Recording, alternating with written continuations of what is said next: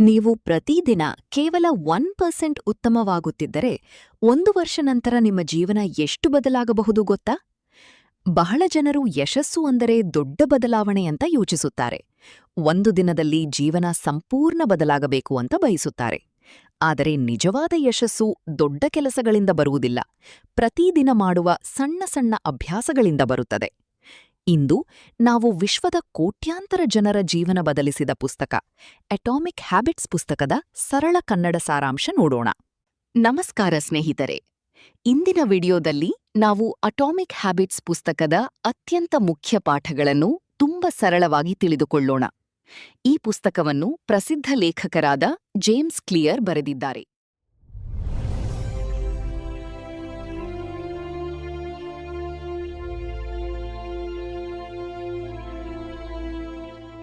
ಬಹಳ ಜನರು ಜೀವನದಲ್ಲಿ ದೊಡ್ಡ ಯಶಸ್ಸು ಬೇಕು ಅಂತ ಬಯಸುತ್ತಾರೆ.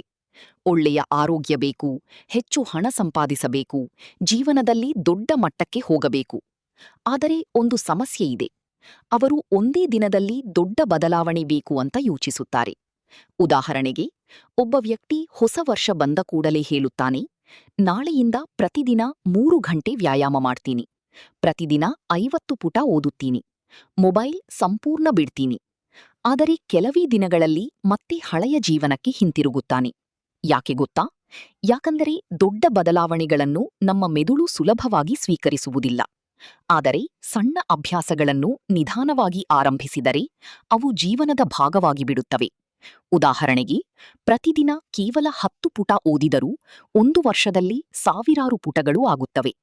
ಪ್ರತಿದಿನ 10 ನಿಮಿಷ ನಡೆಯುತ್ತಿದ್ದರೂ ಕೆಲ ತಿಂಗಳಲ್ಲಿ ಆರೋಗ್ಯ ಉತ್ತಮವಾಗುತ್ತದೆ.